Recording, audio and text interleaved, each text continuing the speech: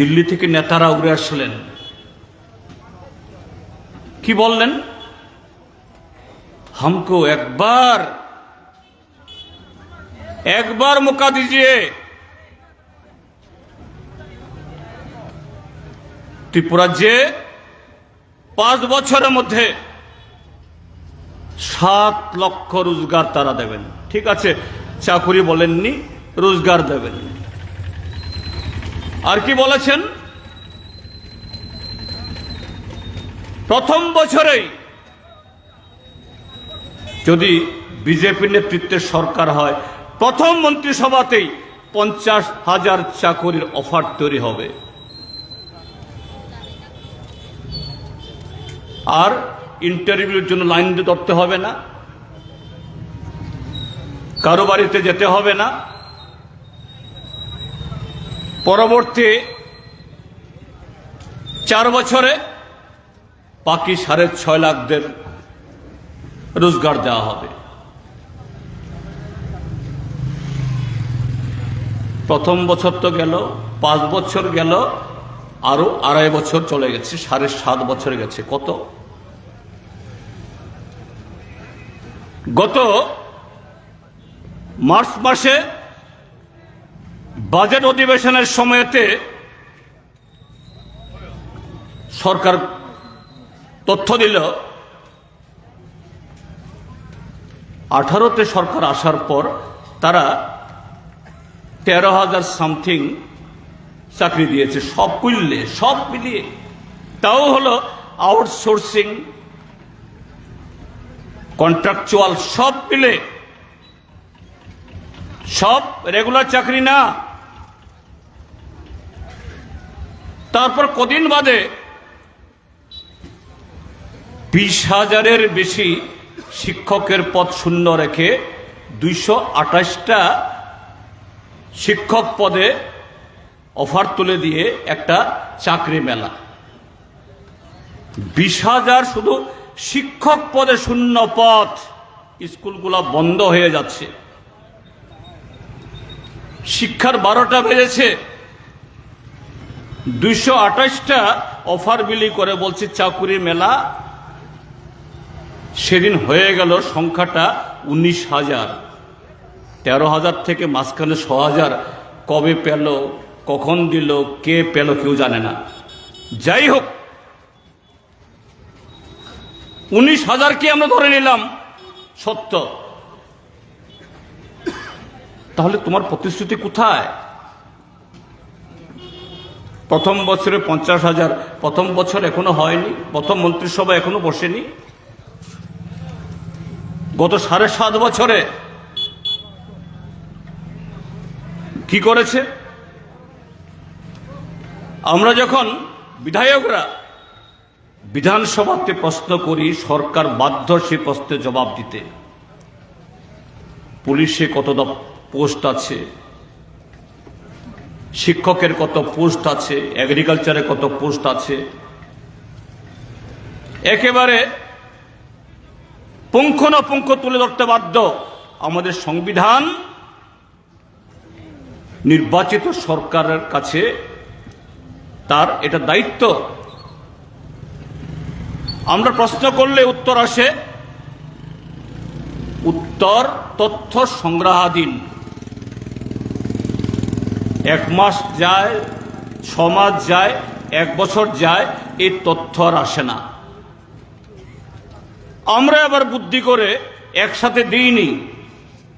আমাদের সিপিআইএমের বিধায়করা আমরা একটা একটা করে দপ্তরকে আমরা প্রশ্ন করলাম, এগ্রিকালচারে কত, পুলিশে কত, পিডব্লিউডিতে কত, এডুকেশনে কত। এখনো প্রায় 20-22টা দপ্তর উত্তর দিতে দেয়নি। গেল বিধানসভা অধিবেশনে যে কটা দিয়েছে, হিসাব বেরিয়েছে 52,000-এর বেশি পদ শূন্য পড়ে আছে বহু বছর ধরে। কেন পূরণ করা হয় না? এইভাবে ত্রিপুরা জের একাংশ যুবকদেরকে 18তে ক্ষমতায় আসার পর কিছু মদ মাংস ধরিয়ে দিয়ে অঘোষিতভাবে তৈরি করেছে ভাইক বাহিনী। তাদের বেকারত্ব, দারিদ্র, ক্ষুধা শিকার হয়ে এই বাহিনী বিরোধী দলের বাড়ি ভাঙো, পার্টি অফিস পোড়াও, লুট করো। গত 7.5 বছরে এই ত্রিপুরাজ্যে 4 শতাধিক পার্টি অফিস তারা গুড়িয়ে দিয়েছে। আর অবশিষ্টগুলো সর্বোচ্চ কোনো পার্টি অফিস 14 থেকে 15 বার আক্রান্ত হয়েছে। আপনাদের এই কৈলাসহর সহ। কেন সরকারকে, শাসক দলকে, তাদের সমর্থকদেরকে এরকম অপকর্মে লিপ্ত করাতে তারা বাধ্য হচ্ছে? এরা কথায় কথায় বলে সিপিআইএমকে তো দূরবীন দিয়ে দেখা যাবে না, অস্তিত্বই থাকবে না, খুঁজে পাওয়া যাবে না। আর তাদের এই অমৃতকালে বিকশিত ভারতে এমন উন্নয়ন সাধন করছে, যদি এত উন্নয়নই যদি হয়ে থাকে তাহলে তো সবাই তোমাদের পক্ষে ছুটবে, সবাই তোমাদেরকে দুহাত ভরে সমর্থন করবে।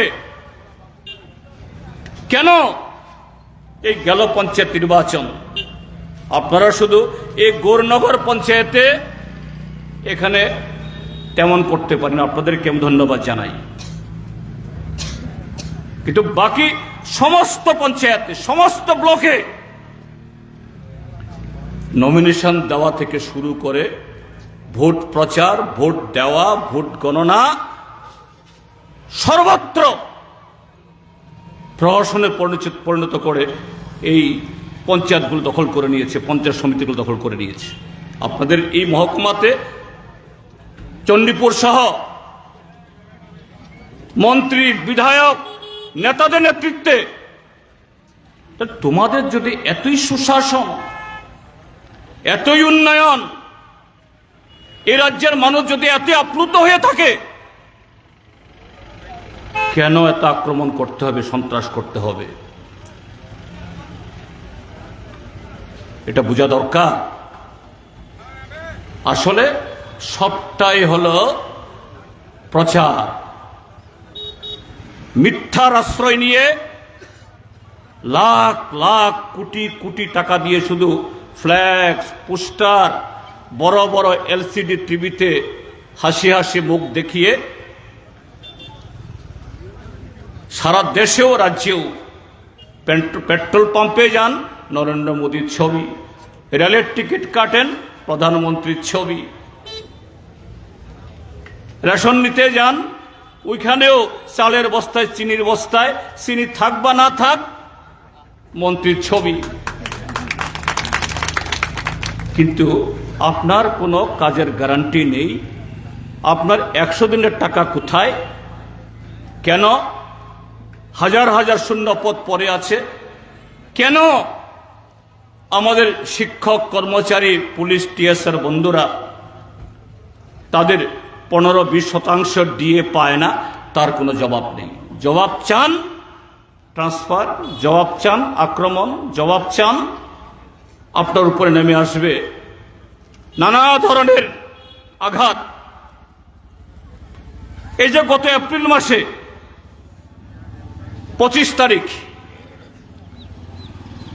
আমরা ঠিক করলাম